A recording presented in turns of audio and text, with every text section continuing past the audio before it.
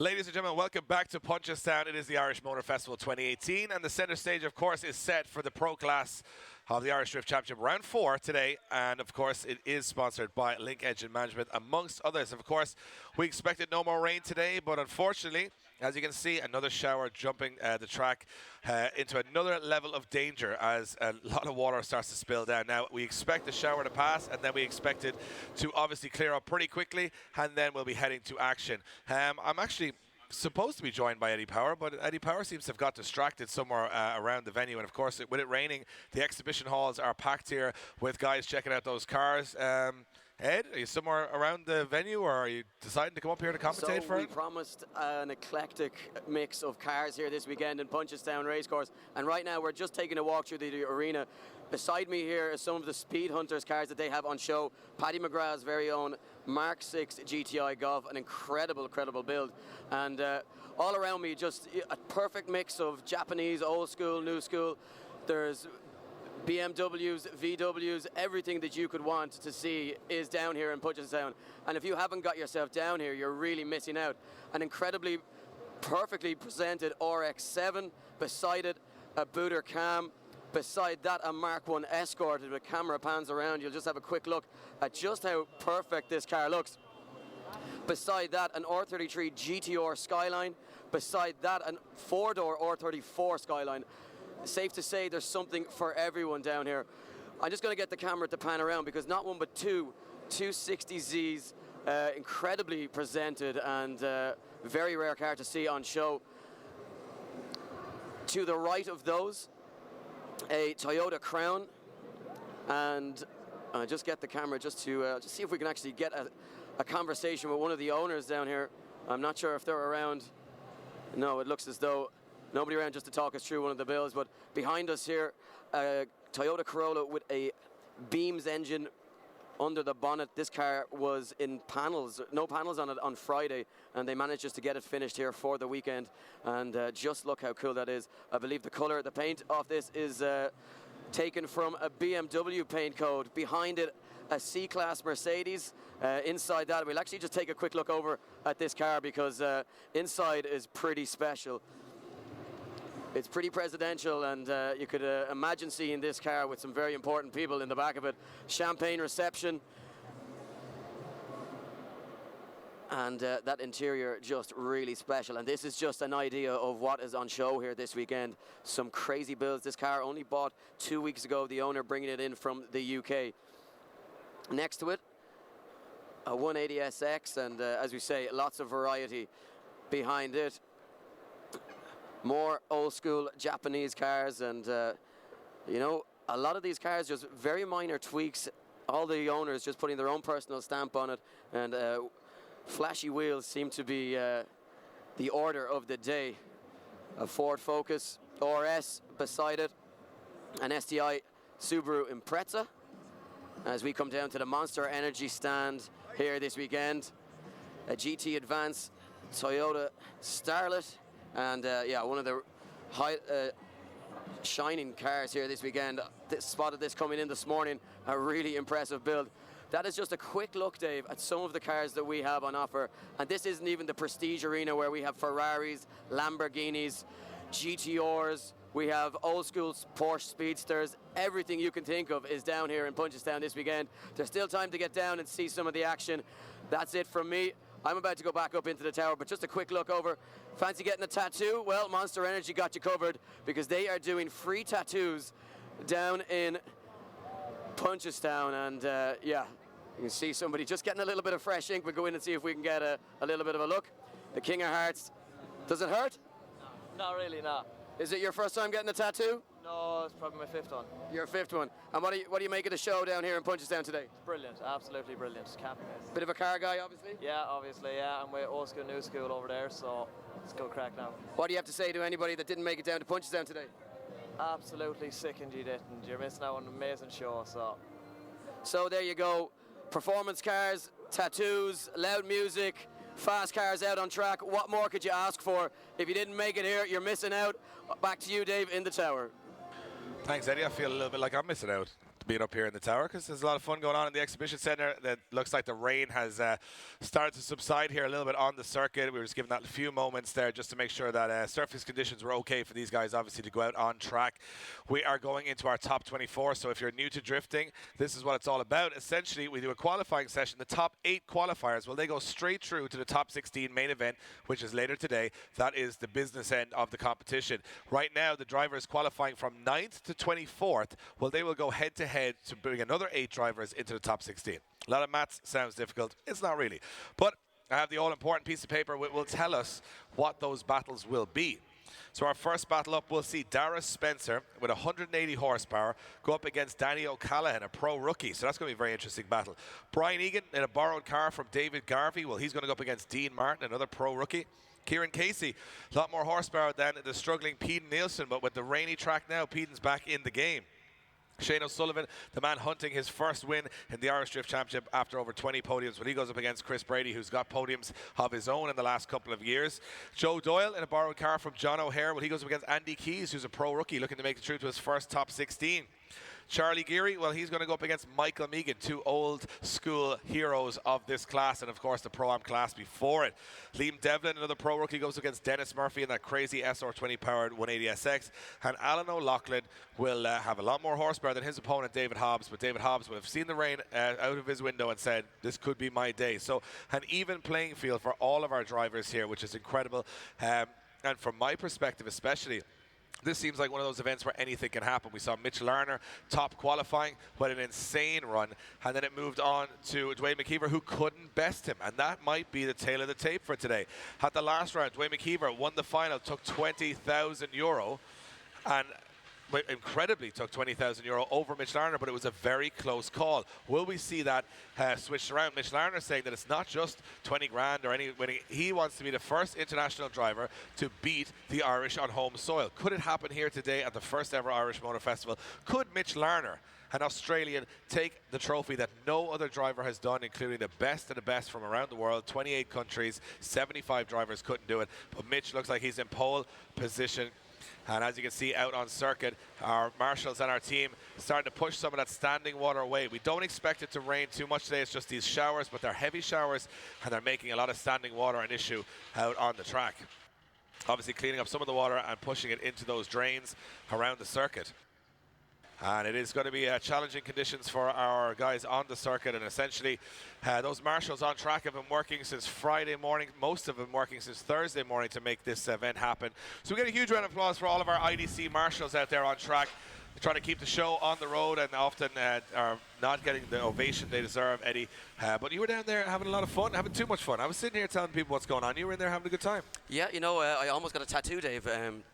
Sorry, I'm after running back here. But yeah, pretty wet out there. But nothing can dampen the spirits of these guys out on track. And certainly the guys in that arena loving everything that's going on. Some incredible machinery, Dave. And, you know, it's hard to believe that people could put so much money and so much of themselves into these builds that they produce and then bring them to these shows. And a lot of these drivers driving these cars to and from the event are daily driving cars. And how they keep them so clean is just beyond me, because...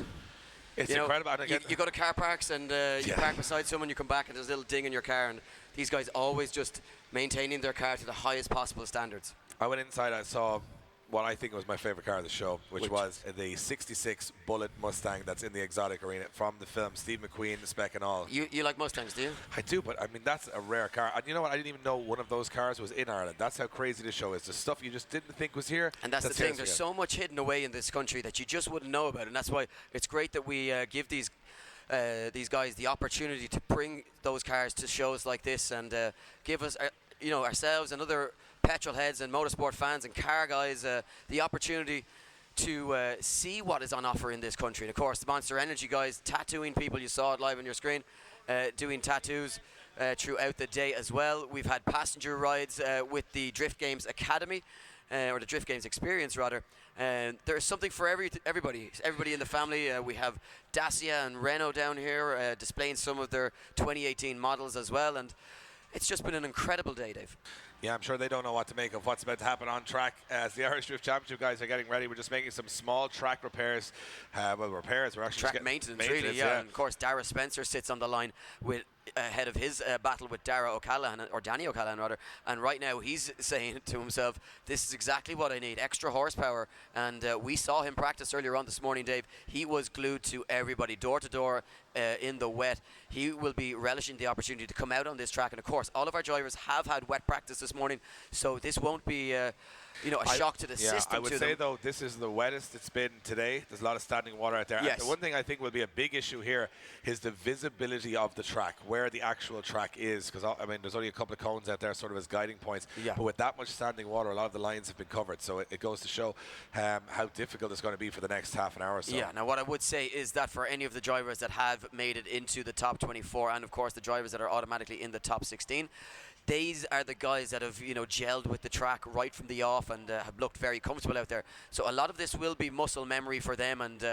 you would imagine that at this point in the weekend they would be confident enough out on that circuit and confident that they know their way around. Having said that, all that standing water makes it very difficult to be precise, so a new challenge added for those drivers. So our marshals doing their best just to try and get rid of all of that standing water, and of course a unexpected torrential downpour just before the start of our top 24 means we are delaying just ever so slightly, but we will have action on the track very shortly. And if you look to the distance, you will see some brighter clouds out there, so a little bit of an idea of the weather that is to come. It should be brightening up, and hopefully by the time we've laid a few runs down, we should start to see that track drying out. Of course, it is quite warm out here today in Punchestown, so that will obviously aid the drying of the track. Bit of wind out there as well, Dave. So yeah, I mean it's a heavy shower, but I think it's going to clear up gradually. And we saw it. We started qualifying in the full wet this morning. Within a couple of runs, it was getting dry, and between halfway qualifying, it was fully dry. So I expect to see something similar today. It's not cold, it's humid, and it's also one of those things where I think we're going to find that drivers some are enjoying it, some are not, because they're in their comfortable dry conditions. Now to go into the wet, the guys in the lower horsepower are feeling a bit more confident. Yeah, and there's if you're watching at home on the live stream, a view as to some of the horses looking on, saying the going's a little bit soft out there at the moment, and these guys not used to. Look, nice horse racing reference like that. I bet on horses once before, so I know my stuff. Yeah. So our guys on the track just trying to clear a little bit of that standing water away. I mean, whatever being wet, it's just those big puddles. They can actually stop a car pretty quick out there.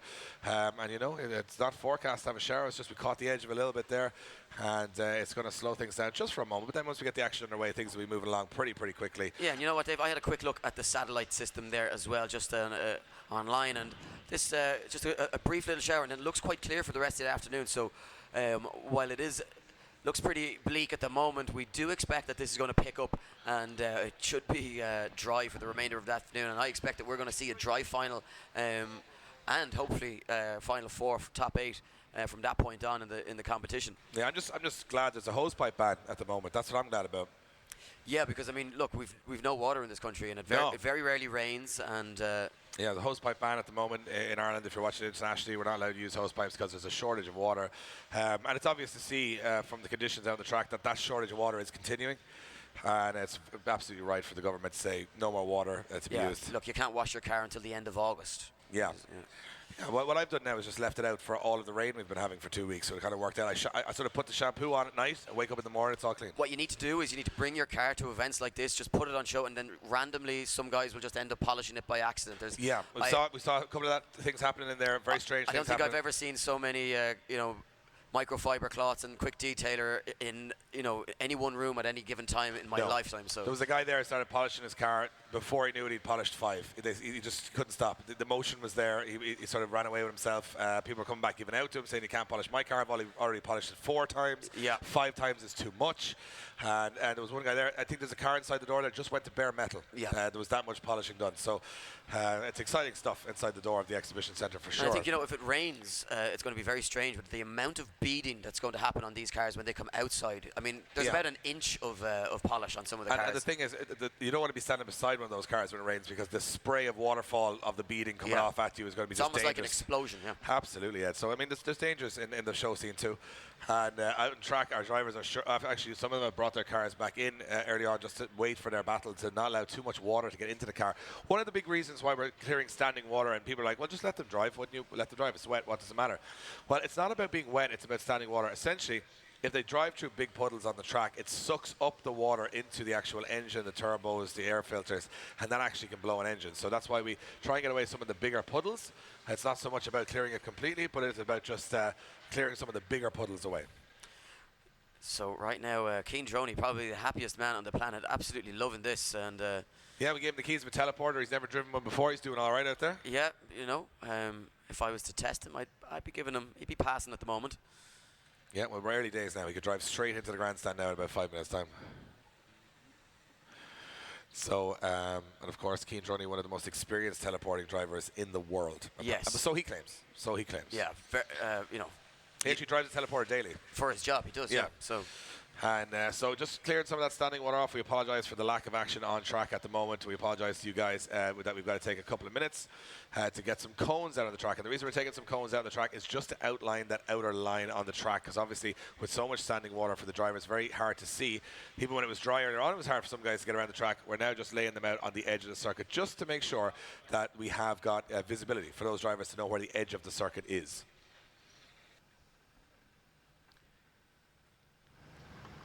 And you can just see, David, it has actually, in fact, stopped raining in some parts of the circuit as well. So, of course, those clouds overhead just passing by us and brighter clouds on the way, meaning we will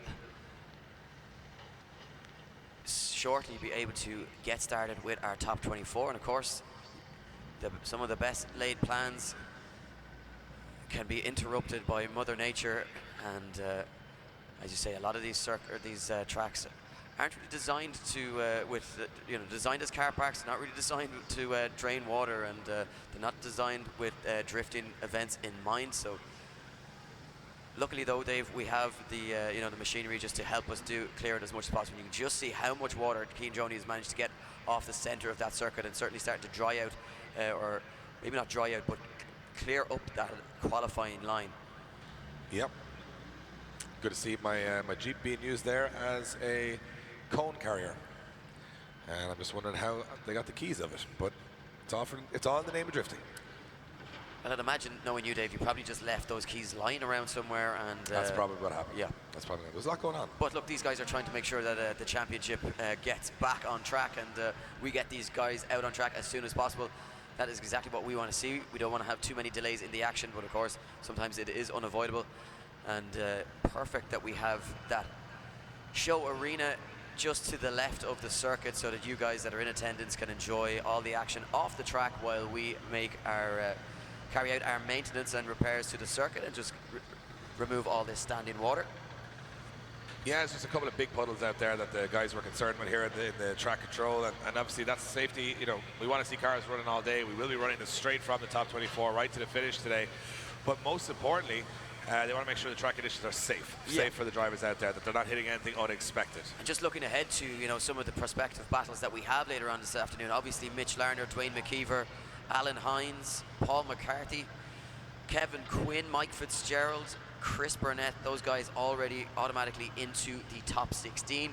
Dara Spencer will be taking on Danny O'Callaghan in a battle to go into the top 16. One of those drivers will be facing Mitch Larner, and I expect that to be a very close-fought battle, and certainly with the weather conditions the way they are, Dara Spencer brings himself right into the fight there against Danny O'Callaghan. Also, worth noting that Dara Spencer out-qualified Danny O'Callaghan, not by much, those guys 16th and 17th respectively. Brian Egan in that borrowed car coming up against Dean Martin, who only had that one run in qualifying, getting it all done on his second run. A very interesting battle there to see, has Dean managed to, get more comfortable in the car, and can he improve his run? Brian Egan, of course, looking very solid in the borrowed car from David Garvey. Kieran Casey will be taking on Pete Nielsen, and of course those two guys will be looking forward to the opportunity. Winner of that battle going up against Paul McCarthy in the top 16. Pete, of course, the final time we'll see him driving his 180SX before he switches over to the brand new build that he was hoping to have ready earlier in the year, but that 249SX should be ready to go for Jap Fest later in the year in September. Kieran Casey, though, has looked extremely comfortable out on the circuit, and I think Pete Nielsen may have his hands full a little bit there. Shane O'Sullivan and Chris Brady, well, those two guys, again, Shane O'Sullivan just pulling it out of the bag on his second run after a driving error on his first run. Chris Brady, though, has looked very confident, and of course, with wet conditions, that might suit the underpowered Corolla. Joe Doyle will be taking on Pro-Am driver Andy Keys, who managed to qualify in 18th position. The winner of that battle will be taking on Dwayne McKeever, so a chance to go up against one of the best, if not the best in the business, certainly the best driver in Ireland and England at the moment. Undefeated in 6 events, almost unheard of. Dwayne McKeever awaits the winner. Joe Doyle, of course, in that borrowed car. Andy Keys having so much track time this weekend, obviously doing so well, podiuming yesterday in the Pro-Am competition. Charlie Geary and Michael Megan will be taking on each other as they look to progress into the top 16. Charlie Geary's been very comfortable, just missed out on a spot in the top 8, 10th position for him in qualifying, while Michael Megan qualifying down the order in 23rd. Liam Devlin will take on Dennis Murphy.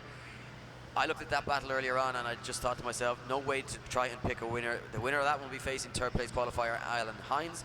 And in the final battle of the top 24, it will see Alan O'Loughlin versus David Hobbs. And of course, David Hobbs in that underpowered Corolla, 200 brake horsepower from that V8 engine that he has under the bonnet. Again, Kevin Quinn waiting in the top 16 for the winner of that one. So some exciting battles to look forward to, Dave, and that's only the top 24, but as well, those guys who do battle have some on-form drivers awaiting them in the top 16, which we will see later on this afternoon. It's just, I'm watching the track, I suppose, maintenance going on here. They are moving a lot of that standing water off the track, meaning that when it dries, it will dry in even patches, which is what we want. Rain has stopped.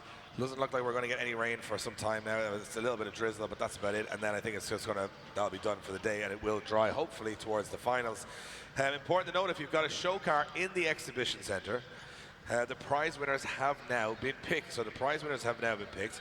There's 5 yellow old school, new school stickers on prize winner windows, and 1 purple old school, new school sticker on the window of the car of the show.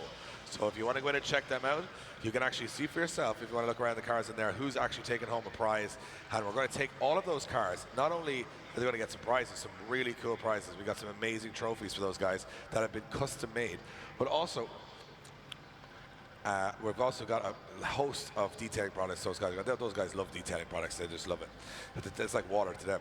But they're also we're going to bring out those cars out onto the track later on today and put them in front of the grandstand, interview the drivers and reward them on winning those prizes. So that's something different coming up later on. And that was a tough choice for whoever was judging those cars. You know what? I'm very excited to see who the winner was, because there was stiff competition inside and some crazy cars.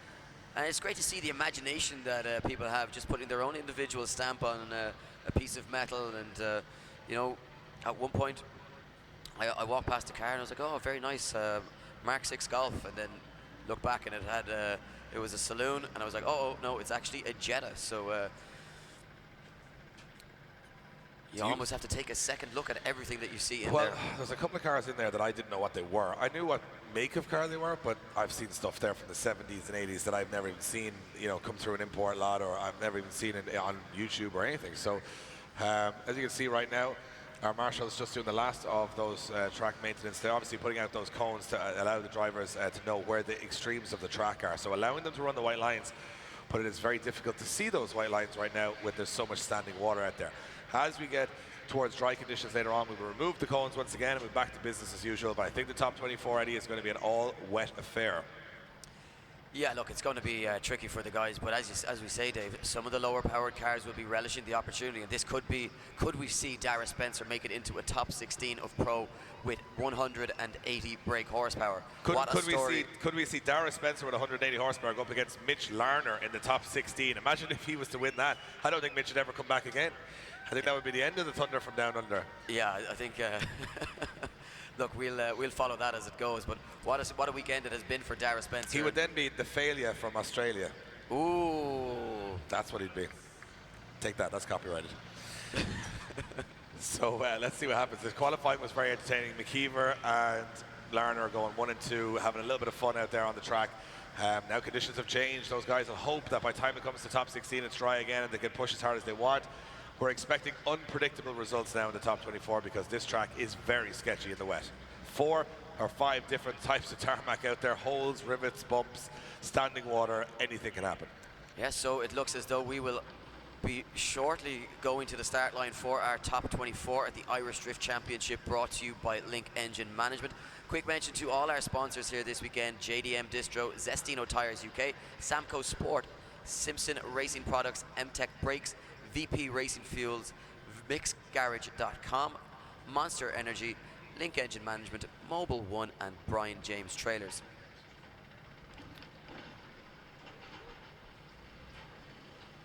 And of course, Group D, Darren McNamara and the guys They do showcasing their car here this weekend. Unfortunately, Darren not making it into the top 24, but Group D are now doing full sat-nav kits for drift cars, so they can go the right way around the track. That's what I've heard in the pits. They're now developing a system that Darren McNamara's voice on the sat-nav. Yeah. Don't go left. Turn left, Julangor. That's going to be I actually buy that. That'd be pretty good. Yeah. A guy from Cork shouting at you in your car. I'd pay more for that, in fact.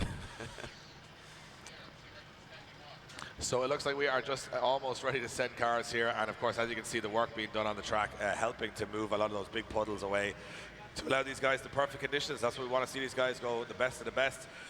And to be the best today, you got to beat the best, and you've got to beat them in difficult conditions. We've had a bit of rain in Dundee, sort of splashed down, a thunderstorm in the middle of the day, then it got dry again. It really just sorted the men from the boys. We see a lot more spins in these drift cars when that happens, and that's the problem, is that you just don't know what grip levels are out there, because even in the wet you can have great grip on an abrasive surface, then go onto some smooth tarmac and it's like ice. So yeah, but you got to remember, these guys are the best in the business. These are the top performing 24 drivers in the country right now, and you know what, they've had practice in the wet, and for me, Dave, I think they're going to be well able to deal with these track conditions.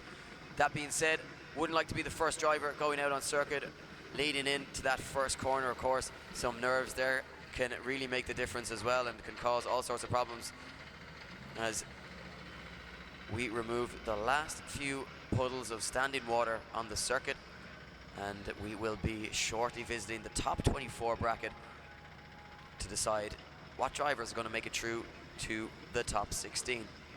yeah, and I think the most important thing is it's quite humid here. We're still in t-shirts, obviously. It's not cold, but it's humid, and when that sort of cloud moves away, the sun comes in pretty quick, so it's going to dry very quickly, and that's the biggest, was the game changer in qualifying, was that it dries in certain areas quicker than others. So from my perspective, we have a sketchy top 24 ahead of us.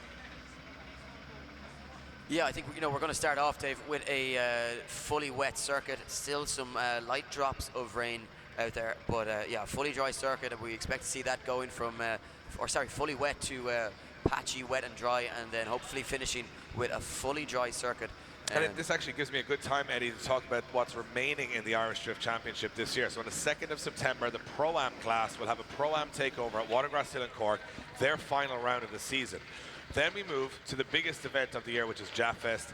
Not only is it the biggest car event of the year in Ireland, but it's now going to be the biggest drift event almost in the world, but definitely in Europe.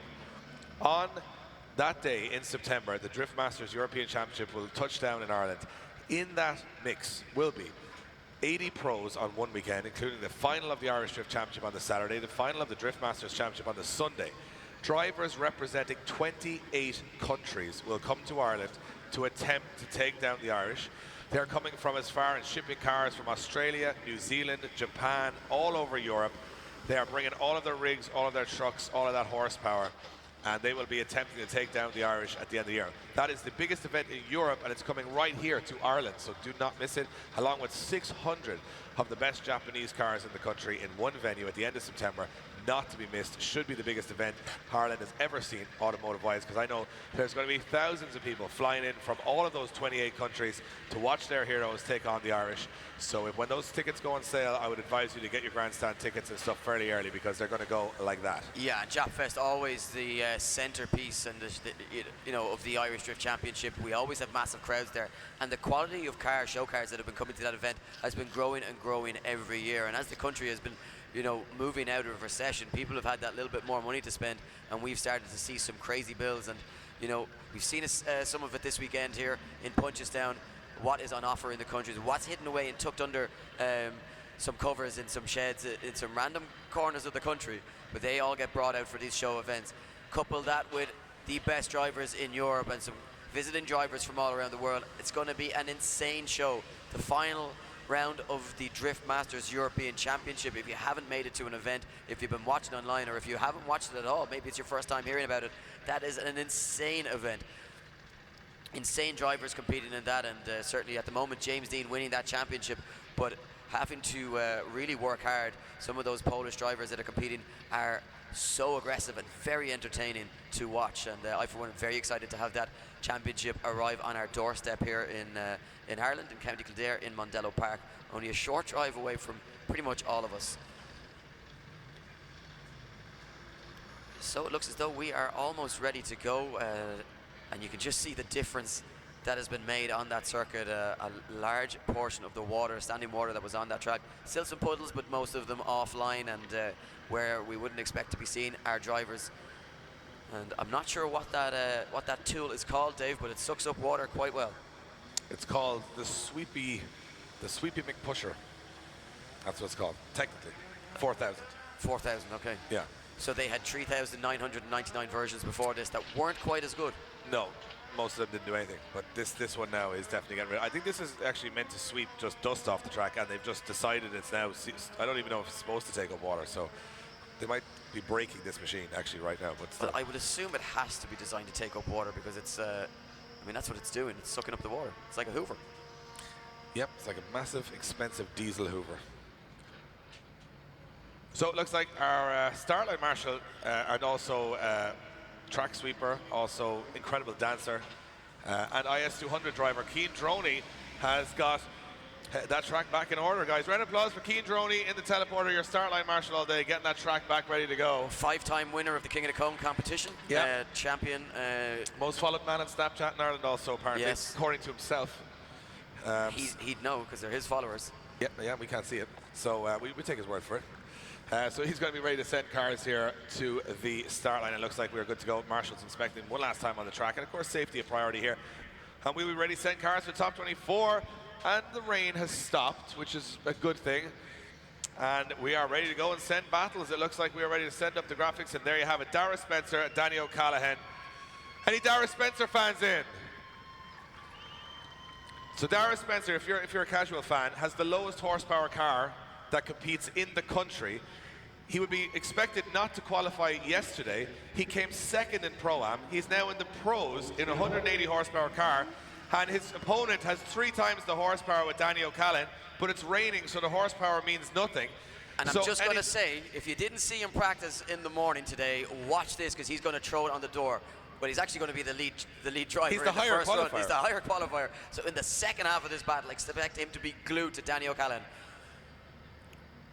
So here we go. 500 brake horsepower takes on 180 brake horsepower. Nissan takes on BMW. We are on the line. We are ready to go. Surely not. Surely Dara Spencer cannot win at pro level in 180 horsepower. Put it this way. Danny O'Callaghan's gearbox is worth more than Dara Spencer's car. That's what's happening right now on track. And that is a fact. Here we go. Dara Spencer to lead them in. What's Danny O'Callaghan got as Dara Spencer takes it right out to the wall. Look at this, Dave. But O'Callaghan right there with him, wheel to wheel, as they splash through the puddles. And you can just see how tricky it is out there. But right now, Dara Spencer relishing the opportunity to take this. O'Callaghan shuts down. O'Callaghan shuts it down. Danny O'Callaghan shuts down. Dara Spencer may have a 10-0 advantage here. Surely not. Dara Spencer will be the only car to finish the run, the lowest horsepower car on the grid. Remember, that goes up to 900 horsepower. He has 180 horsepower. And right now, that reliability is paying dividends as Dara Spencer takes a 10-0 advantage. The 19-year-old might just be taking down everybody today. Cheers from the grandstand as he passes by. And right now, Danny O'Callaghan calling a 5-minute rule as expected. Just try and wipe the smile off Dara Spencer's face right now. 5 minutes for Danny O'Callaghan. Will start from when he gets back to his pit area, and so it was water actually in the air intake. He splashed through the puddles, and there was water sucked into the car, therefore cutting down. Didn't want to run the car any further, and that is exactly what happens when you've got a lot of standing water out there on the track. There's a lot of water, and of course these guys build these cars, and I kind of expect sometimes to say, would you not expect there to be a lot of water on the track? We're in Ireland, it rains all the time, but a lot of the guys building these cars that they don't have a huge amount of options when there's a lot of Well, so we're going up to the next battle. Who's up next, Ed? It's Brian Egan taking on Dean Martin. And of course, Dave, we alluded to the fact that Brian Egan is not in his 500 brake horsepower or 32. He is in the borrowed car from teammate David Garvey. He's taking on Dean Martin, who had to get it all done on his second run. 320 brake horsepower underneath the bonnet of that E36 BMW, and right now this one is a fairly even match. However, Brian Egan just missing out on those top 8 spots in qualifying, finishing in 9th position. He needs to reignite his championship, and what better way to do it than to take down Dean Martin and earn a spot in the top 16. The winner of this one facing Chris Burnett. Here we go. Right now, Brian Egan nailing that outer line. Dean Martin not able to catch Brian Egan. Cuts the circuit in order to try and gain some proximity and dive onto the wall, but straightens up, Dave. A big straighten from Dean Martin. Yeah, Dean Martin finding a little bit of grip there that he didn't expect to be there, but Brian Egan, it looks like he's having a lot of fun at David Garvey's car. Oh, a big dive as Dean Martin shoots forward and tries to go in the door, but it just catches him out ever so slightly and now loses some ground as the Deltwood driver puts foot to floor. And you know what? The first time Brian Egan has ever driven this car in the wet, and doing a really impressive job nailing that outer line, and you got to say advantage to the Deltwood driver. Yeah, looks like Brian Egan is having more fun in David Garvey's car than he has in his own usually. He's out there putting on a great show. And Dean Martin, again, he's put it, so what happens here, if you're new to drifting, if you don't know what it, in the wet, they're trying to get as much grip as possible, so they're dropping those tire pressures down to about 6 or 7 PSI in the tires to make them as wide as possible and get that contact patch so that they've got loads of grip, right? The problem with that is that if you do find some grip out there, instantly the car stops drifting because you've got so much grip dialed in. That's what happened to Dean Martin a couple of moments ago. And let's see what happens when he now goes in the lead position and Brian Egan is on his door in the chase. Yeah, Dean Martin gotta hope that he can pull a bit of a gap on Brian Egan and hope that Brian Egan starts to make a few. Oh, but contact through the first corner, as it looked as though Dean Martin may have missed a gear, Dave. Shutting it down. Definitely shut it down there, Dean Martin. He's shut it down again. Another issue with Dean Martin's car, another mechanical failure, maybe costing this one. And Brian Egan puts a dent on David Garvey's car. I'm sure David Garvey's head is in his hands as his borrowed car makes slight contact with Dean Martin, but it might be all she wrote then for this battle as they return for their results. Yeah, I think it may well be. I wonder, could we see a swap of cars from Brian Egan and David Garvey in the future? Brian Egan gelling very much with that one. So important to know, if you're new to drifting, this is how it works. We have 3 judges. They have a majority vote to see who goes through after both lead and chase, and then they give you an explanation of why they've gone that way, or we'll explain if it's a very obvious one. So we have a result, I'm assuming, between Brian Egan and Dean Martin. One of these drivers will go to the top 16 main event. One will be eliminated here in sudden death. Slide up left for Dean Martin, right for Brian Egan, and going through to the top 16 is Brian Egan. In the borrowed car, he goes through to the top 16, keeping his championship alive. A fairly obvious one there. Dean Martin making the area on entry, shutting the car down, leaving Brian Egan no option but to make contact and effectively ending the run. Then Dean Martin, as you can see, the mechanical failure again stopped him from completing the run. So that's him out of competition. On to the next. Yes, you can see on the start line is Kieran Casey and Pete Nielsen. These two guys looking to take the win and move on to the top 16. Similar horsepower. Kieran Casey, though, has looked very quick through the circuit, but Pete Nielsen Pete Nielsen not out-qualified him. So Pete Nielsen trying to take down the higher qualifier. Well, Pete said the car not running correctly this weekend, not much power, but the rain's going to help that. He's got every opportunity now here. Everything he needed was coming out of the sky essentially moments ago. So right now with the rain stopped and the track still wet, Pete Nielsen could do some damage here as he chasing Kieran Casey into that first corner. Yes, and of course Pete Nielsen very accustomed to driving on wet circuits as he hones his skills down in the Drift Games experience where he's teaching new drivers to the sport. And right now you see how difficult it is, Dave, to try and balance that speed and aggression in the chase position and just mirror the line of the lead driver. But Pete Nielsen doing a good job at that at the moment, but Kieran Casey obviously making it that much easier with the very strong lead line that he is showing at the moment as they go door to door around that tight. Oh, Pete Nielsen getting caught in the chase position, but just about manages to avoid making that contact. Yeah, and Pete gets Nielsen back in and throws on the door day. Drops some wheels off the circuit there. Judges will be looking at who was at fault there, and he stays good proximity over the line, guys. Make some noise for Kieran Casey and Pete Nielsen in very difficult conditions, putting down a solid lead and chase. Now, of course, we're going to try and break it down to you guys who are new to drifting how this works. So obviously the lead car, he's trying to stay on the outer line. So all those outer zones, you see the white walls, the white boxes on the wall, they're trying to get close to those, and those white boxes painted around the track, which are also yellow cones at the moment. As you can see, the chase car, well, his job is to get as close as possible and mirror the lead car without making contact or without putting any wheels off the track. Pete Nielsen doing a nice job of that throughout the run. However, he does get caught a little bit, and they're going to look at, did Kieran Casey stay going the wrong direction for too long or bogged down? So our judges will come in and explain these more difficult decisions. So you guys, after a couple of runs, will get up to speed with how this whole thing works. Looks complicated, isn't that complicated, but there is a bit of technicality. Watch this, Kieran Casey. This is where it is. Pete Nielsen has to bail out, and he puts 3 wheels off the circuit there. I'm not sure if Pete, fully confident in the amount of space. It looked as though from that angle, maybe he had more space than he realised. Yeah, it looks like we're ready to send them for the second half of this battle, and our judges have had another look at that one. Of course, the beauty of the replays here, and of course this event is broadcast all over the world live right now on Facebook, YouTube, and our website. Hundreds of thousands of people watching in from all across the globe. Pete Nielsen now. Thanks to the great team at See It Live, and here we go. Pete Nielsen leads in Kieran Casey. Second half of this top 24 battle. Spot the top 16 up for grabs right now. Pete Nielsen starts to pull a bit of a gap, but he does have that mistake on the first run as they come very shallow off that third outer zone. Now, can Kieran Casey bring himself back into the fight as he loses some more ground on Pete Nielsen? Now, if Pete Nielsen can keep on the qualifying line here, could he see himself overturning that disadvantage that he has after the first run? And right now for me, Dave, it looks as though Kieran Casey is handing the advantage back to the Drift Games driver here. Yeah, with twice the horsepower, but the wheel speed means that Kieran Casey cannot get that grip down. Pete Nielsen taking a big advantage there, and thumbs up to the judges.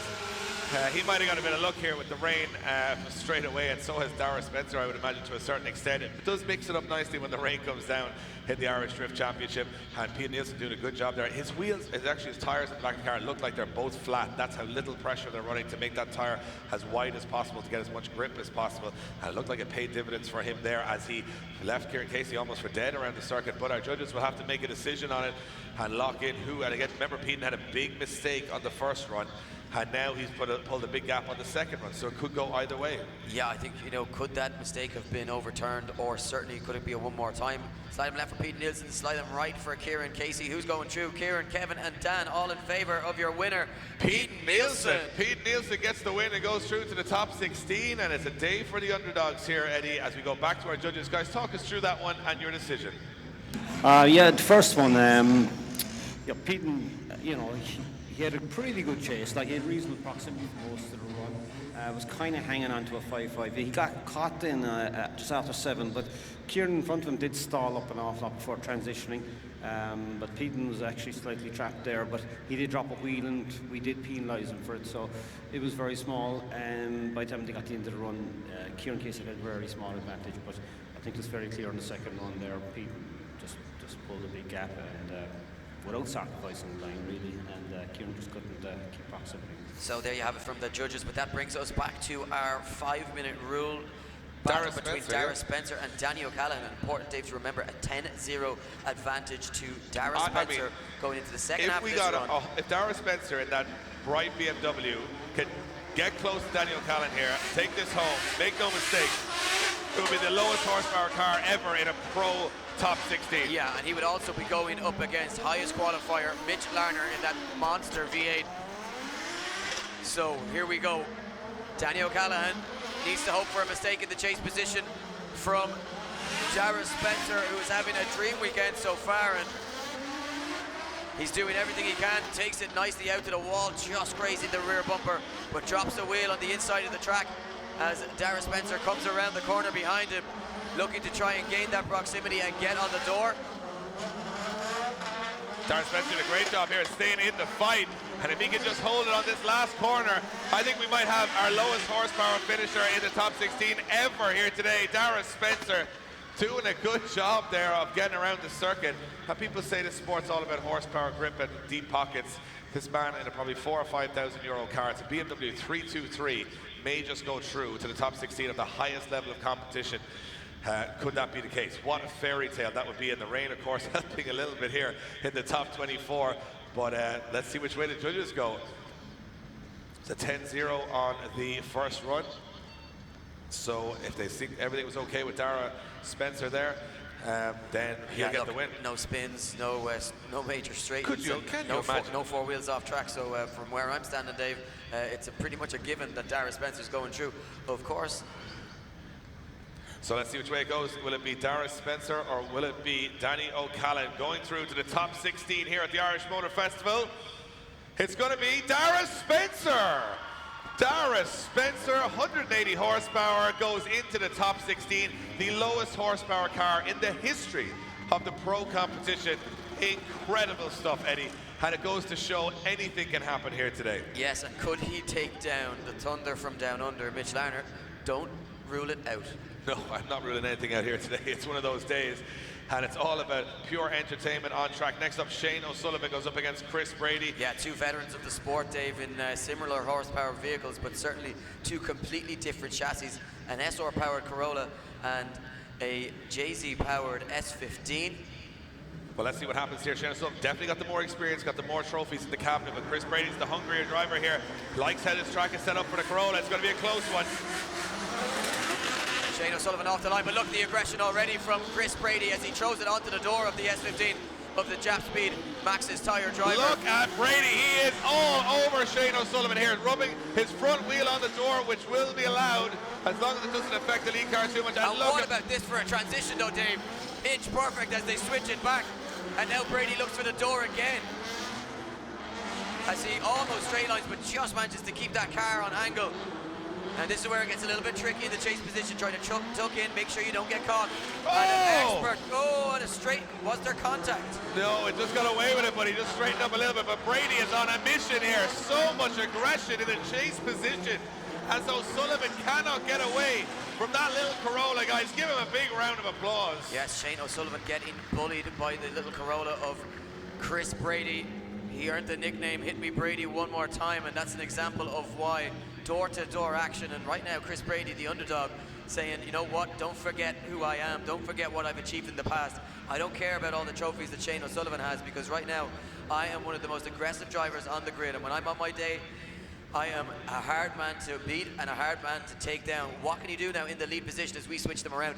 Can he pull the gap on Shane O'Sullivan? A slight error from Brady means he's left the door open slightly for Shane O'Sullivan here. Brady might have an issue here on the start. I'm not sure what's going on. He's trying to get the car into gear, yes. But it looks like we're good to go. He's still looking at the gearbox as they come off the line, but that's telltale here. Shane O'Sullivan now taking no prisoners on entry and right there with Brady on the rear quarter. But Brady's car so fast out here. Yeah, Brady's car looking really quick, and certainly a lot of grip dialed in as Shane O'Sullivan now starts to reel him back in and make the dive, trying to apply the pressure and force an error from Chris Brady. But Chris Brady using every inch of the circuit, negotiating the track very well. And look at the gap, Dave, that he's managed to pull on the veteran and one of the most decorated drivers in Irish drifting history. And a door open from Shane O'Sullivan. A door open from Shane O'Sullivan. Wondering just what happened there, but he can't keep up with the pace of this little Corolla. No, he's been left for dead here, man. It's all about the underdog car here today in Punchestown. This track and these conditions suiting the underdog cars, and Shane O'Sullivan will know as he comes across the line that he could not stay in the fight there. And could we see Shane O'Sullivan fall down to another, I would say an underdog, but Brady not that much of an underdog. And I mean, anything can happen today. I think we're going to see the most random top 16 in Irish drift history here today with the track and conditions as they are. We go to the judges. Who's going to make that decision is as obvious as a look. Brady had a mistake on his chase, but he was all over Shane O'Sullivan. And Shane O'Sullivan just not getting in the fight from halfway through the course, leaving a big gap. Slide him left for Brady, slide him right for Shane O'Sullivan. Who's going through to the top 16? Kieran says one more time. Kevin says one more time. We're going one more time. We're going to throw that back to the judges, guys. Talk us through it. Yeah, two very different runs there. On Shane's lead run, he had a great lead. Chris was extremely aggressive, but making three fairly large mistakes. So while he was gaining an advantage for having a lot of proximity, he was losing advantage then for those massive mistakes. He had three straight-ins, one at clip 3, one at clip 5, and another at clip 7. So any advantage that he had gained was overturned. So I actually scored the first run advantage to Shane. Then when you switch him around, then Shane maintained proximity for the first little bit of the track up until around almost clip 5. And then Chris pulled a massive gap, so he pulled a big advantage then for that run. So it was enough to overturn his mistakes in the first run. So it was too close to call, so we had to see him go one more time. Well, one more time is the call, and of course we move on to our next battle, which will be lining up on the line now. I'll come back to that one more time in a moment, and it will be Joe Doyle going up against Andy Keys. Joe Doyle is unproven because he's in a borrowed car. Andy Keys looking very strong out all weekend, lots of practice over the 3 days. Yeah, and I think that's the real story here. You have the pro in the borrowed car, but you have the Pro-Am qualifying in from yesterday's competition. A lot of laps and a lot of rubber laid down on this circuit here in Punchestown. And right now, Andy Keys will be thinking to himself, this is an ideal time to take down one of the big pros in the game right now. And Joe Doyle qualifying quite a lot lower than we might be used to seeing him do, down in 15th position, and just trying to get to grips with this car. Never driven it before today.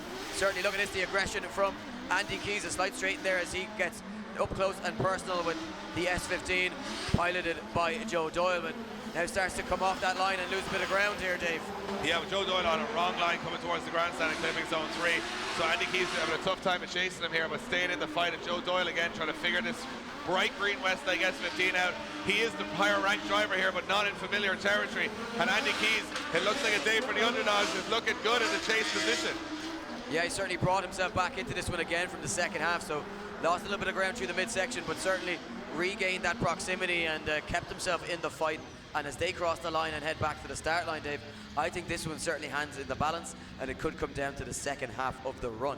Yeah, for sure. And Andy Keys, of course, he's very comfortable now. He's done wet, dry practice, patchy practice. He's done qualifying sessions twice, done a lot of battles to get himself all the way to 3rd place yesterday in the pro amateur category. But now he's up against a big guy in the pro class that takes down a lot of big names usually. Yeah, but let's not forget, we already have one pro-am driver in that top 16, Dara Spencer, qualifying in.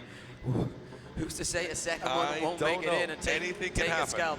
I certainly wouldn't bet my money on it. This one hangs in the balance. What can Joe Doyle do in the chase position? Dara Spencer, we know he's been good on this lead line. He looked good in the confident in the wet as well earlier on today. Joe Doyle a little bit shallow as he tries to gain this proximity, but now he sits on the door as he tries to force an error from the Pro-Am driver, Andy Keys. Look at the line here, the aggression from Joe Doyle in that borrowed car. Wavers ever so slightly on the track that's starting to big contact in the hairpin. Joe Doyle bashes into the door of Andy Keys' car there, lunging forward. It's getting hot and heavy out there. Yeah, but these two guys showing their ability, keeping in it. Whoa, what a transition from Joe Doyle as he glues it to the door. And you know what? He is giving himself a real chance at taking this battle, Dave. That transition at the end, insane from Joe Doyle. And I'm just noticing how quickly the track is already starting to dry. Instantly, once the rain stopped, it starts to dry. We're starting to see a little bit of tire smoke out there. It's obviously the nature of this. A little bit of wind passing through the arena. The temperature's pretty high. So I think that's going to play its part later on. So Julia's looking for a replay on this one. There's a bit of contact in the hairpin. Yeah, I'm not surprised they're looking for a replay on this one, Dave, because it was very close. You can see a bit straight there from Joe Doyle on entry, and very shallow line as he tries to gain this proximity, but once he does get there, he stays there for the remainder of the circuit. As you say, when they come around to that hairpin up by the grandstand, some contact in that tight, tricky corner. So we'll take a look at that, look at the proximity here as drivers kind of off the line. And have the judges seen what they need to see, or? I'm going to go out on a limb here and say it, Eddie. I think by the last battle in our top 24, it'll be fully dry. The track will be fully dry, and that's not too far away. It's drying very rapidly out there. Well, when you take it, we have 3 more battles, plus a one more time, plus a potential one more time maybe here, and who knows what can happen in those other 3 battles. You may be right, Dave. Certainly it will be patchy, guaranteed. Yes. I'm rarely right, but this time I could be. There's a very good chance could be maybe right. Rarely right, but never wrong, Dave, isn't that it? That's exactly it. So you can see it. Watch this as they come up to the hairpin. Joe Doyle just catches a bit of grip on the inside of the corner. You might see it from this angle, but he just lurches forward and then just boom, hits the door of Andy Keys' car, has to back out of it. So that'll play. It didn't seem to affect Andy Keys too much. These guys, honest drivers, I mean, they don't spin out on purpose to try and win a battle. It's all about showing up and showing off. And look at this transition from Joe Doyle. I wouldn't try it in my own car, Ed. Never mind trying it in someone else's, especially John O'Hare. He's not a small guy. John O'Hare, could be intimidating enough if you wrecked his car. But good spirit between the guys. Obviously, Quinn M Sport working on Jono's car in the off-season. That's why so many hours put in by Joe Doyle into building that car. He gave it back to him because his car had mechanical issues. Yeah, and look, who better to lend the car to than a man that knows exactly how to fix it? Absolutely. And of course, maybe Joe Doyle would have preferred to be in his R33 Skyline because it really is the conditions to be in a boat out there at the moment, you know. And yes, but unfortunately, that ship has sailed, Dave. yeah. So they've had to throw out the anchor on Joe Doyle's R33 Skyline, and he's jumping into the S15. And you know, right now, if the judges are taking this long to deliberate it, it's obviously a difficult decision. Yeah, it's certainly very close, and they'll be taking into consideration all the errors that they would have seen.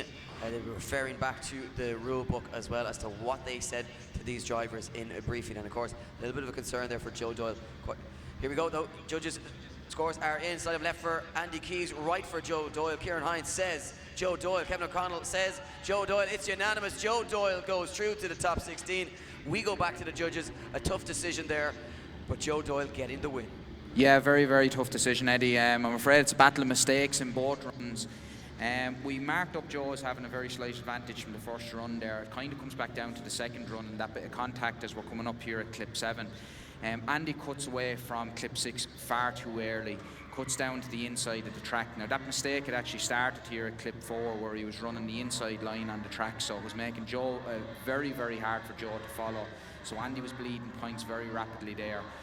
On the contact, where Andy had positioned himself on the track, he was probably going to wash out as wide as he did, regardless of the contact. So while the contact was we were putting it down to being both Joe and Andy's fault, we felt that the mistake washed one or another out. Second run was a 5-5, so Joe actually had a slight advantage from the first run, so a very narrow margin on that one. So there you go, lots of deliberation from the judges. Interesting point to make here, Eddie.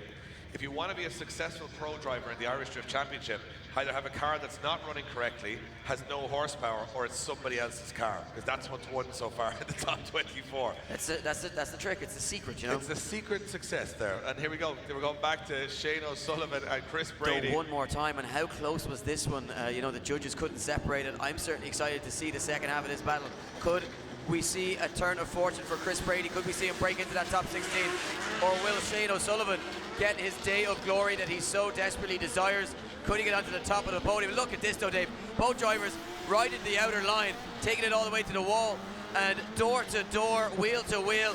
Brady all over Shane O'Sullivan, but big angle and a very snappy transition, but Chris Brady keeps in it here as he bullies Shane O'Sullivan around the circuit. But Shane O'Sullivan says, you know what, keep it coming, because I don't have over 30 podiums for nothing.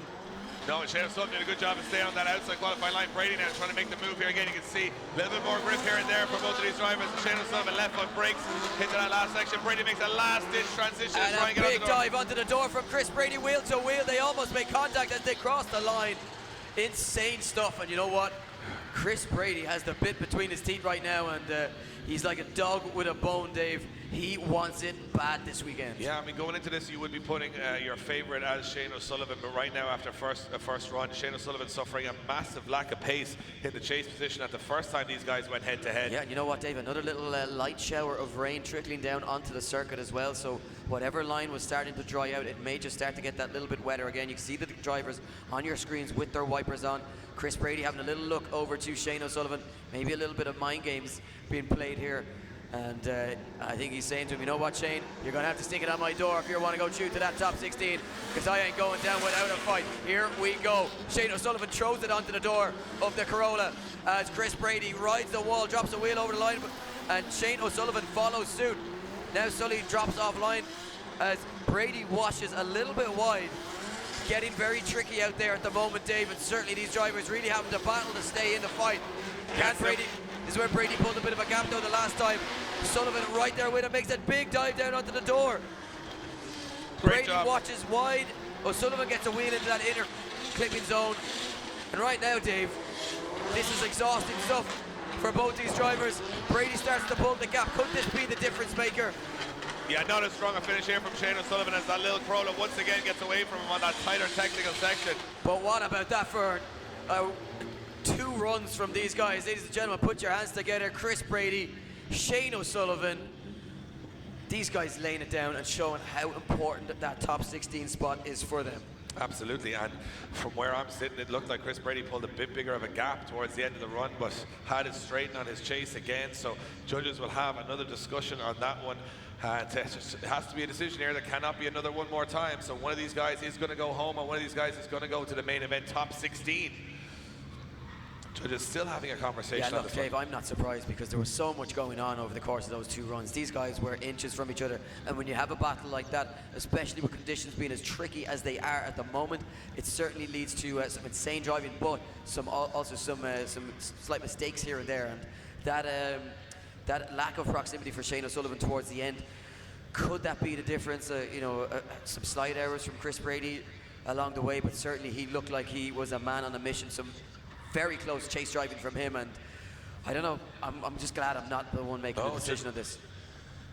Okay, so judge is not looking for a replay, but we are going to see what on our screens. Look at this chase from Chris Brady, though, how close he is, just around about, just here. Watch this as he comes towards Shane O'Sullivan, almost making contact here, and just has to hit the front brake to stay in the fight.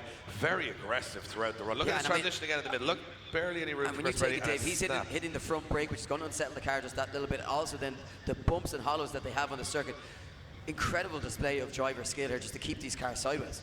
Absolutely. So, we're whittling through the drivers here in this top 24. Then we head to our top 16 main event, which of course we'll get all these drivers out on track. We'll make sure that you guys get up close and personal with them, and we'll hear their thoughts on their current conditions. I'd imagine a lot of them saying pretty wet, pretty confused about how to approach the track. But remember, our top 8 qualifiers not taking part here in the sudden death, as they are automatically through to the top 16. So that's exactly the advantage those guys have, because to be honest with you, those top 8 qualifiers now saying, I'm glad I'm not out there in these conditions. So, but I mean, at this stage, I think we still will have a patchy track with that little light shower coming down. Yeah, absolutely. 3 more battles in the top 24 of the Irish Drift Championship, brought to you by Link Engine Management. After we get the decision for this battle, and the winner of this one, of course, going up against 5th place qualifier Mark McBurney, who has looked so impressive all day today, and a mouth-watering battle. I mean, either way, if it's going to be Shane O'Sullivan, it's going to be Chris Brady, they're going to be going up against an in-form Mark McBurney. Missing a couple of zones there as well in the lead position, so judges will be looking at that. I mean, but for me, just pulling that little bit of a gap towards the end, is that what's going to sway the decision here? And we saw it one more time. Yeah, we saw some wheels dropped as well. It's look, there's a lot going on, and it's little things, and when it gets this close, it's these very small, minor details that you might overlook in another battle, but you have to try and pull it apart and dissect it and analyze it to as fine a degree as possible when the battle is as close as this. So both drivers waiting patiently there, and a nervous wait for them, Dave, as obviously it means so much to them to get an opportunity into that top 16. Yeah, just having a discussion on this one, Ed, and I imagine this is a very tight call one way or the other. It has to be a winner here, so the judges have to make that call. So let's hope that it is a simple decision, not one based on, it's probably going to come down to the minor stuff. If they're talking for this length of time, it goes one way or the other, and we'll get to show it over back to them and get the explanation. And I said, from where I'm sitting, look, Brady pulled the gap, but he made some errors in the chase, so it kind of looked very similar to the first time they went one more time. So let's see what happens when the judges lock in their scores. You see Chris Brady in the car. Guys, round of applause for Chris Brady, putting on a show today. And Shane O'Sullivan waiting on the decision.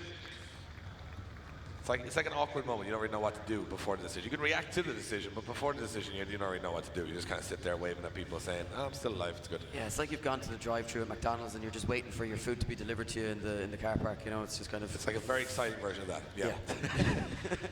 Pretty sure they wouldn't be able to reach the window in either of these cars. So judges still discussing this one. As I said, we will take a very short break after the top 24. We've got a couple of battles more to go, 3 more battles to go. And then we'll have a very short break before we go to our top 16. That is the top 16 parade. We bring them all out. And we'll of course have a dedication to one of our fallen soldiers here in the Irish Drift Championship, Darragh O'Connell, who unfortunately passed away last month after a very long and brave battle with cancer. So we're going to have his pride and joy, his A86 Corolla, lead out the parade at this event, and have a minute's silence for him before we kick off the action. And then it will be, of course, the main event, top 16, where we get to the most exciting part of the weekend. Reminder to you guys who have show cars in the exhibition centre that the prize giving has been done. If you've got a sticker on your car, if it's a yellow one, you're a prize winner. If you're the purple sticker, well, you've won the car of the show. But for you guys in attendance, we're going to bring those 5 or 6 cars out onto track at the end of the event to show you who has won all of those prizes. And it was a very hotly contested competition, both on the track this weekend and in that exhibition centre.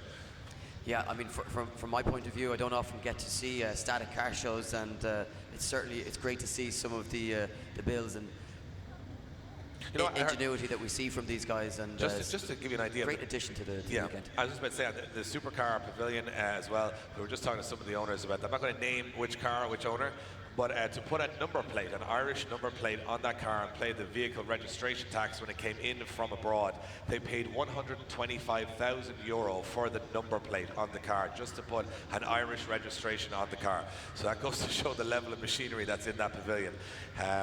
You know, very expensive number plate. Yeah, I wouldn't mind falling into that person's pocket. No, I offered him 20 quid for the number plate. He said, that's not, he told me I didn't get it. I was like, oh, okay, right. It's not just the number plate, right?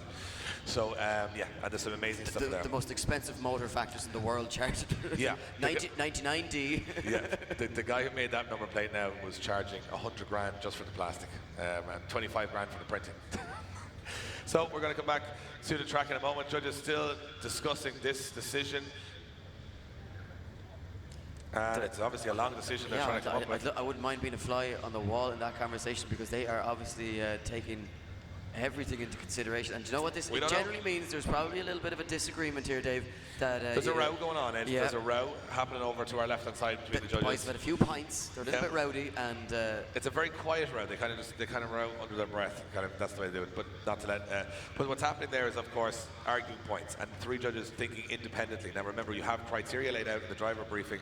But when things happen on track, it's your opinion or your subjective opinion. And I think as well, what's important, Dave, is that when you have a small error, so you have like the odd wheel off, the odd little straighten here from over aggression, or a gap building where one driver loses ground, it's very hard to place weight on those particular. It's not like 3 or 4 wheels off track where it's quite a significant error.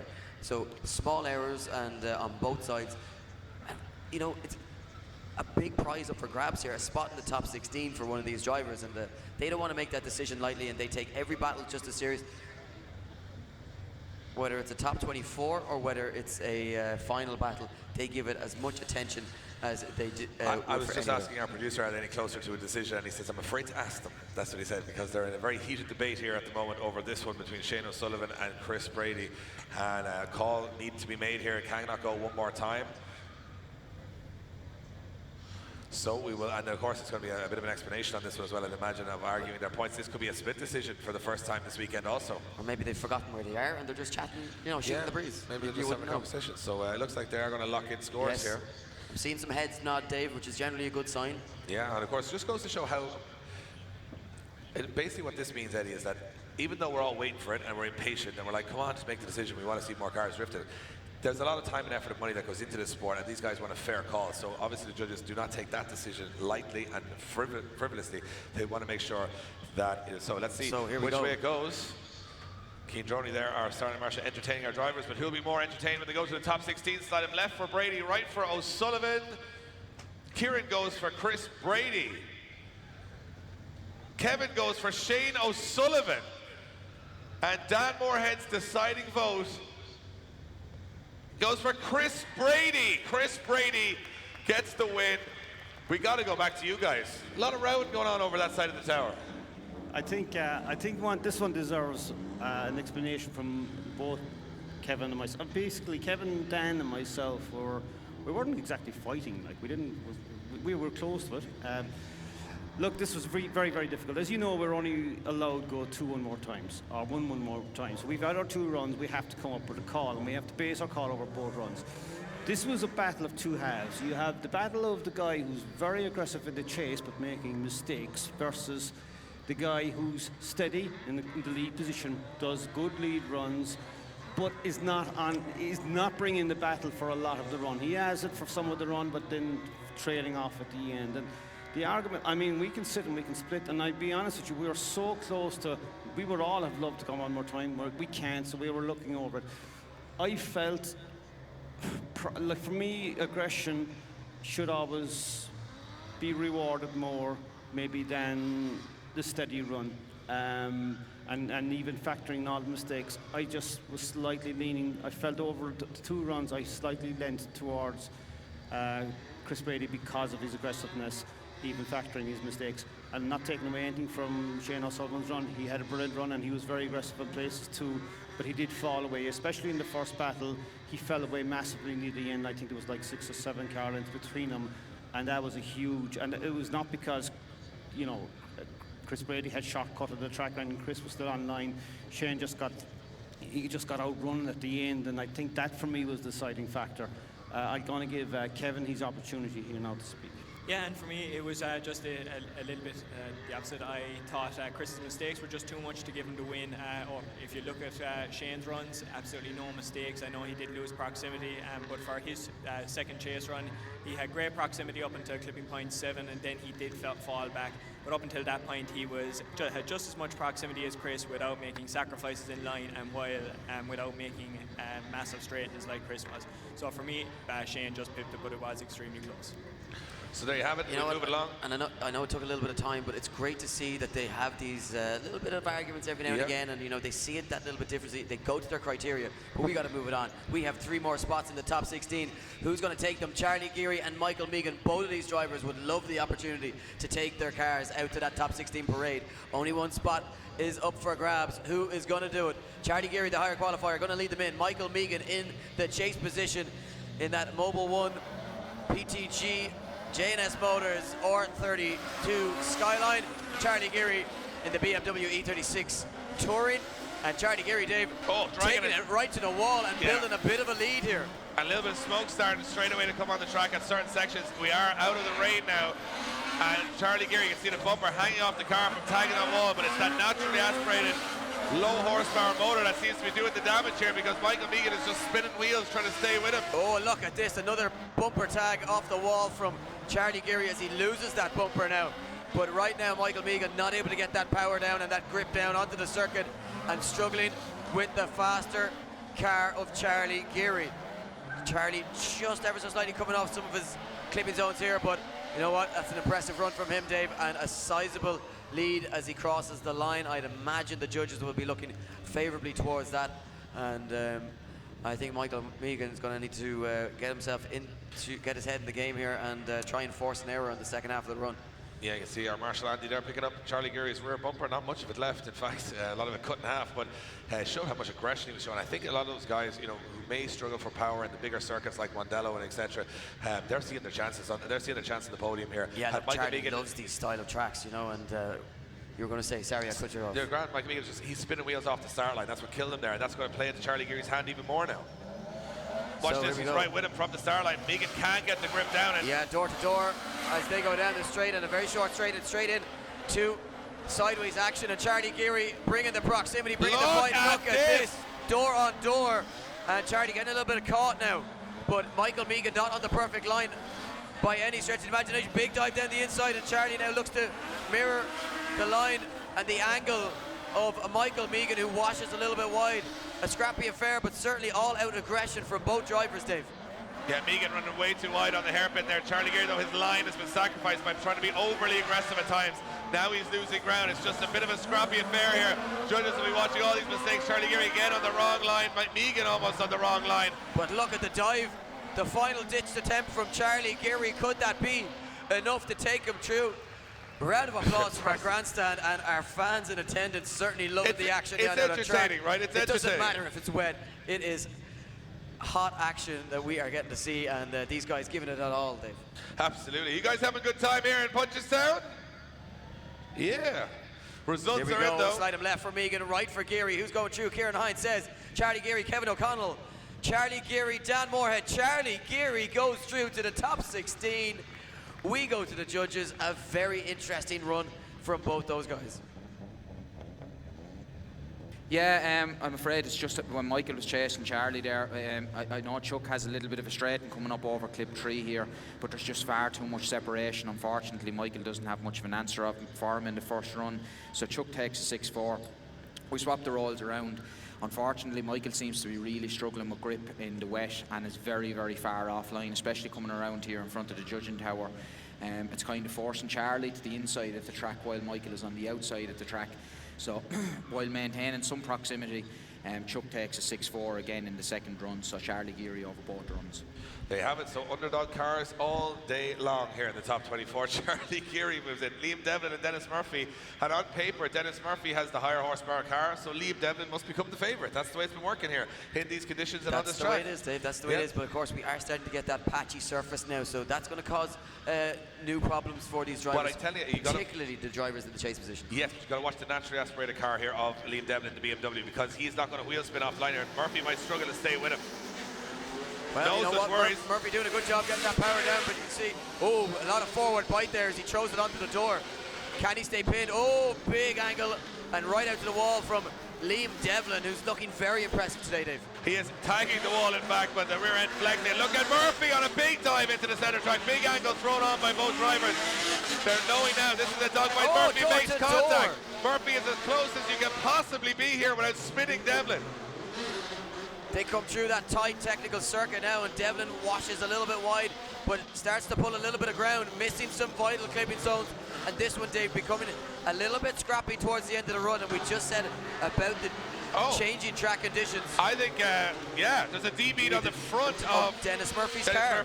Dennis Murphy D-beated a front tyre on the car. He's D-beated the front tyre of his car, which I haven't seen a very long time. I've seen someone D-beat the front tyre, so he must have hit a manhole or a pothole out there. Looks like front driver's side wheel. So it was the contact actually in front of us here that caused that D-beat when he hit the rear end of Liam Devlin's car. So he had to struggle through the rest of that run with only one tyre on the rim on the front of his car. They're very nice rims too. So it looks like we have Dennis Murphy he obviously cannot come off the line with no tyre on the rim. So he's automatically going to have to call a 5-minute rule here. And the fault was with Dennis Murphy, meaning he will call a 5-minute rule, lose a championship point for it, but he will head into the pits to try and put another tyre on the front, or put the tyre back onto the front of that car, meaning Liam Devlin will roll back in, and he will move it on to our next battle and come back to the battle a second half. We've had a very stop-start affair here altogether. Crashes, tyres. Have, yes, and of course clearing up the track with all that rain. We move it on, final spot in the top 16 over grabs. Alan O'Loughlin will take on underpowered David Hobbs. 202.5 brake horsepower, takes on 600. Yeah, so David Hobbs has, you know, Alan O'Loughlin ran 3 times the horsepower in that grey and blue 180SX. David Hobbs used to have the lowest horsepower in the pro class with just over 200, but now Darragh Spencer is the king of the underpowered men in that class now. But look at how, and there's an issue straight away in a collision. And a collision straight away off the line. Yeah, collision off the line. Oh, and Alan O'Loughlin goes into the wall and loses the rear window of the car. My God, explosions out on track. What happened Bits of there? bumper and car all over the place. A collision with the rear end of Alan O'Loughlin's car, then the rear window of Alan O'Loughlin's car boot lid actually comes off the car. Yeah, these two guys have lost their mind, David. So the run-in is what the judges will look at there as David Hobbs runs into the back of Alan O'Loughlin. It looked to me like O'Loughlin slowed down, like he missed a gear. But then he went again, and then he went into the wall. Yeah, so here we go with the replay. Off the line. Look, O'Loughlin not moving at all there under his own power, and Hobbs runs into the back of him. But should Hobbs be running into the back of him? Should he not let the lead car go? Yeah, it's certainly very early in the straight, I suppose, and had it been a little bit later and closer to that first clipping zone, then maybe. I'm not too sure how that's what's going to work, because David Hobbs is supposed to allow the lead car to initiate. However, the lead car does slow. So should Hobbs be behind him or beside him? Does he slow, or does he just not ever get up to speed? I'm not sure what it is, but then all of a sudden he comes in, initiates late then, and he hits the wall and the rear boot lid comes out of the car. So we watch this on the replay. Hobbs comes off the line and O'Loughlin, and they just, yeah, it's a cut across. O'Loughlin sort of, yeah, was Hobbs too aggressive? And then watch O'Loughlin initiates where he's supposed to, but he goes straight on and hits the wall. And as I said, it hits the wall and then the boot lid flies off the car. So yeah, plenty of explosions happening. We didn't even get around the first corner here. No. And we've had 2 collisions. One with the wall and one with each other. So the judges will make their decision on that one and our marshals are ascertain fault. Yeah, and now he's got no rear window or boot lid on the car. Scrutineer's having a look at it, but it kind of would seem to me that the car is still functional, at least. You can get a good look inside the inner workings of a drift car there if you're a new fan to the sport, and all that rear tubing, of course, and the rear end of the chassis cut out of all these cars, and tubing placed almost like a roll cage at the back, so when they get hit or something happens or they hit a wall, they're essentially able to repair it. So we're seeing Alan O'Loughlin calling 5 minutes, taking a chunk out of the wheel, Dave, and you know, can't get this one going at all. No, certainly not. It's all happening, but of course We saw this before, a very scrappy top 24 led to a very impressive top 16 at round 3 in Mondello Park. It'd be nice to get any cars to the line at this stage. Everyone's crashing into each other and everyone's taking tyres off rims and everyone's smashing into each other. That goes to show, though, the aggression these guys are showing on track, Eddie. That's what it's all about. And of course, not what you want, using your 5-minute rule so early in competition. If you were to progress through to the top 16, you would be waiting until the final 4 before you were allowed to use another one, also losing that championship point as well. Yeah, remember, after this, we finish up these 2 battles. We have a break for about 5 or 10 minutes, so don't go anywhere as we just make some maintenance to the track, clean some stuff up. It's getting dry pretty quickly. Then we're going to roll out the top 16 drivers, the guys that have battled through that grid of 70 to be the top 16. They're going to roll out here. We're going to give them plenty of noise, plenty of encouragement. We're going to give them plenty of round of applause. We're going to hype the whole place here in Punchestown to the absolute maximum to get those guys the adrenaline pumping in them, and then we're going to send them out hopefully to a more drier track to finish off top 16. Remember, only one driver can win. There's one driver on the grid who is attempting to beat a 15-year history of undefeated Irish on home soil. He is from Australia, Mitch Larner. He finished 2nd at round 3. He's 2nd in the championship, and he is your highest qualifier today. If he wins today, he becomes the first man in 15 years, over 200 attempts to try and beat that, from drivers from all over the world, including Japan, America, Peru, France, Germany, Australia, you name it. They've all been here and they haven't done it, but Mitch Larner says he's going to do it today. Yeah, I mean, he has made it his full-time job to try and take down this streak, and as you say, Dave, we have had drivers from all corners of the globe come to this small island to try and take this streak back to their native homeland with them, and so far none of them have been able to achieve that. A lot of people here saying, oh, I've travelled a bit to be here today. I came from Kerry, I came from Sligo. The guy comes 15,000 kilometres. I was talking to a guy that travelled from Naas earlier on. Yeah, travelled from Naas. Naas, incredible stuff. Lucky he made it down. Lucky to get here at all. He came from Naas, jeez. Yeah. Full tank of diesel. Full tank, yeah. Look, cost him a fortune. Yeah. Has the hotel booked? Yeah, the hotel booked for the night. And Mitch Larner arrives, and every time we see Mitch Larner on the Thursday or Friday practice, he's not sure whether it's daytime or nighttime for at least a good 2 days. So he actually tries to stay mostly awake for the whole drift weekend, get back on the plane and back to normal when he goes back to Australia next week. Yeah, he's permanently jet lagged. He's permanently jet lagged. So, you know, in the off season, he would feel. And he goes up against Dara Spencer with 180 horsepower. That probably will be the most interesting top 16 battle I've ever watched, because Dara Spencer, you can count him out at your peril this weekend. Every time we do, he seems to come along and stay in the fight. And it's certainly not going to be bone dry out there, Dave, by any stretch of the imagination. Judges just looking at the replay again of this collision. So, to me, I'll tell you what I think happened. Hobbs tries to tuck in behind O'Loughlin, and O'Loughlin stalls up, so he can't really. You can see Hobbs turns into O'Loughlin, but O'Loughlin hadn't really moved out of the way. So maybe the judges are going to look at that and say, well, Hobbs should have stayed in his lane until he had the gap to turn. And of course, Hobbs trying to stay, knew that the car that he was up against had loads of horsepower, so he's going to have to try and stay as close as possible. But that's probably what they're analysing there. And that run was over before it started. And then obviously O'Loughlin was disturbed into the first corner then and hit the wall, so I don't know. And of course we have that other battle with Liam Devlin and Dennis Murphy, where contact also led to a DB tyre on the front of Dennis Murphy's car. Which to me put the advantage with Liam Devlin on that one so far. We still have the second half of that run to go. So have a look at this. Hobbs O'Loughlin's slow, but Hobbs crosses over behind him strangely and turns across, so I'm not sure exactly what happened there. It's just one of those moments. Just watch the front wheels on Hobbs' car. He's going along beside him, then all of a sudden boom. Or maybe was Alan O'Loughlin looking down towards? Maybe it was the contact that turned the wheels. Not sure. Wouldn't like to be making a call on it. No, certainly not. It's we don't have to make a call. We don't eliminate anybody. We just talk about it.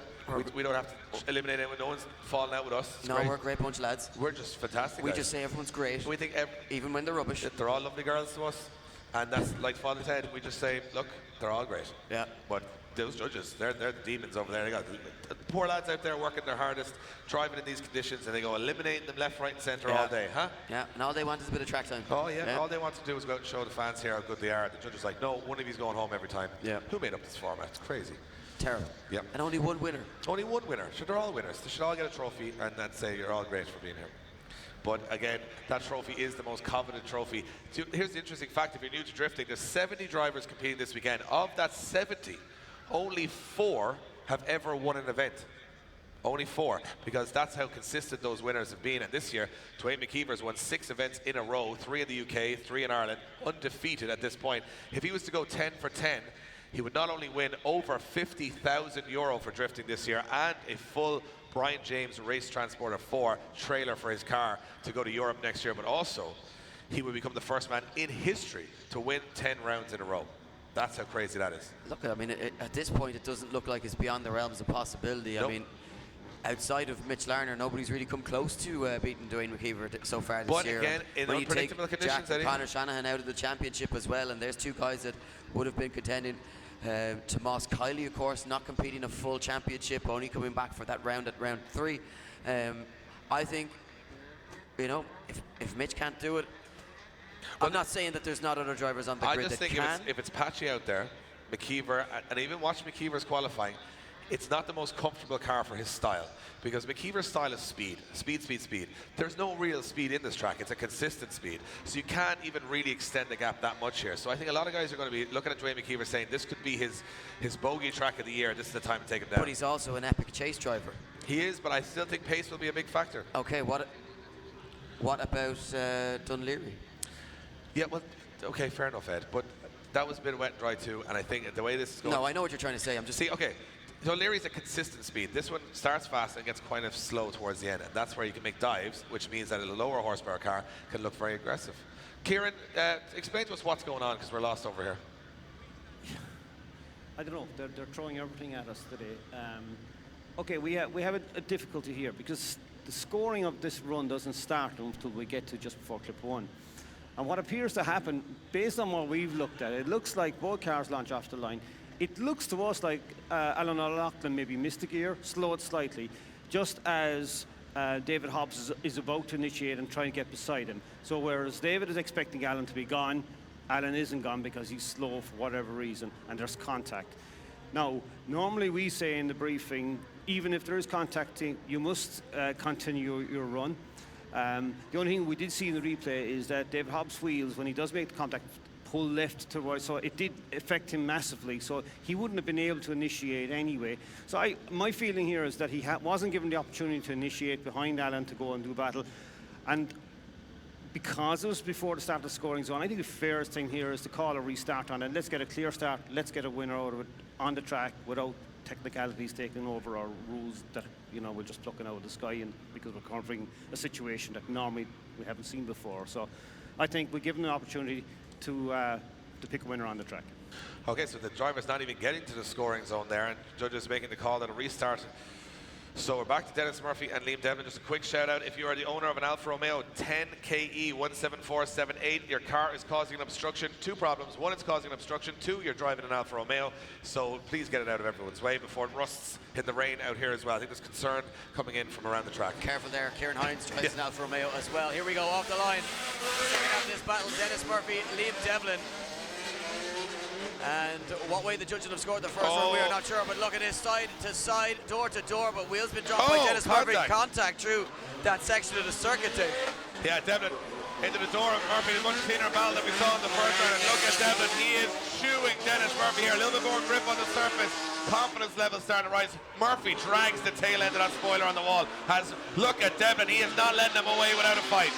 No, Devlin right in this one, and Murphy. I mean, some of the transitions here from these guys, side by side, big angle. Now Liam Devlin starts to lose a little bit of ground as he gets offline through the latter stages of the circuit. They are over the line.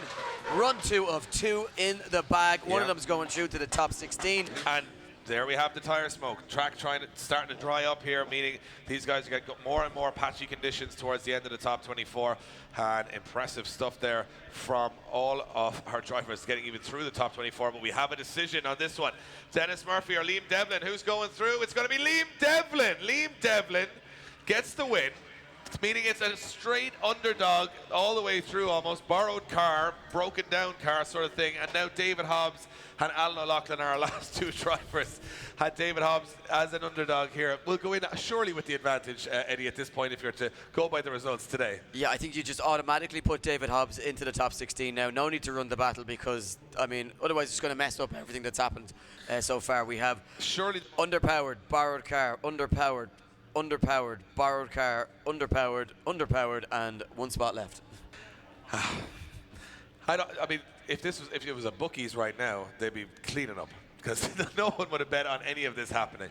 And of course, that is what Punchestown Racecourse is most famous for, is throwing the odds all over the place, and that's what's happening today. Hobbs now starts to go to the line going, right, this time we'll try not to crash into each other and just get to the first corner, and that'd be fantastic.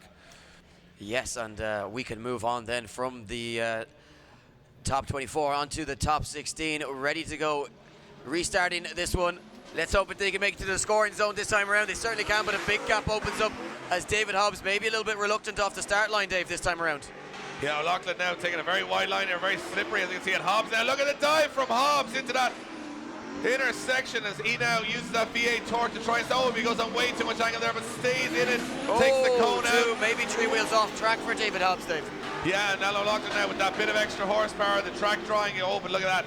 He's not sure where the grip levels are, neither of these drivers are. They're just trying to hit and hope now at the moment. And Hobbs trying to hammer that car back into contention. Yeah, O'Loughlin though doing a good job keeping it on that wide line, and as Hobbs starts to close down the gap, can he give himself a little bit of proximity across the line? Just comes back into it, but maybe not enough. An interesting one for both these drivers, and 1 spot remains. We're about to announce the winner, or will it be potentially a one more time? Actually, sorry, I forget getting ahead of myself, Dave. We're obviously going to switch this around, and we are going to see the second half of the battle, of course, restarting that battle after the first run, not getting to the scoring zone. So a light hanging off that Corolla of David Hobbs, and our start line marshal searches furiously for his snips just to try and remove the light. quote-unquote headlight, because that is just a piece of fiberglass with a sticker, it looks like to me. Yeah, but you know what? You could sell it online and probably make a fortune. Yeah, it's a fake headlight. No one would even know. Don't even have real headlights on the cars anymore. It's amazing how far drifting has come that you can now have fake headlights. Look like headlights, but they're not headlights. I'm going to put them on my road car. Yeah, dangerous at night, Ed, I'll warn you. I'd imagine dangerous so, yeah. at night. So here we go, Alan O'Loughlin now in the chase position. He's got a little bit more pace in that grey and blue 180 SX. He goes in to chase in David Hobbs, and he is starting to feel the pain here as the track dries out. Yeah, but you know what? That car getting lighter and lighter with every pass of the circuit, so he might have a few extra horsepower here to play with. And right now, getting away from Alan O'Loughlin, but not on the correct qualifying line. Very, very shallow as he comes by the grandstand, Dave. Yeah, it looked like it was going to wash towards the wall there. He backed out of it completely, and now he's back on that line, but it is a big error, and Alan O'Loughlin are starting to reel him in here. Yeah, O'Loughlin losing that ground, but the advantage gained because of being offline. Oh, but O'Loughlin washes wide, Dave. Almost goes off circuit, but just about holds it. But now he has a mountain to climb to get himself back into this one. Absolutely, O'Loughlin now, you know, it looked like he had the pace here, but right now, David Hobbs, that constant speed through the track is working in his advantage. Oh, another one. The judges are going to be like, what do we do here? Yeah, they have had to earn their bread today in order to... If you look at it on paper here, David Hobbs should win, because every single person at a disadvantage has gone through in the top 24. Every single person. So that would keep the, or will Alan O'Loughlin upset the balance here and get himself into the top 16? Well, the results are in. It's the last place in the top 16 up for grabs. David Hobbs gets the win. David Hobbs, the 2 lowest horsepower cars in the entire competition, are now in the top 16. Would you believe it, Eddie? Incredible stuff. I would dare say the lowest competition cars anywhere in the world. Yeah, I would agree. We're going to go over to our judges quickly. Talk us through it, guys. An interesting battle there again. Another very interesting battle, Dave. I'm afraid a lot of mistakes on both drivers' parts here. David Hobbs, in fairness now in the first run, is a lot more aggressive, but almost to a detriment. While he does drop wheels here coming by clip 4, he does actually manage to maintain somewhat of proximity.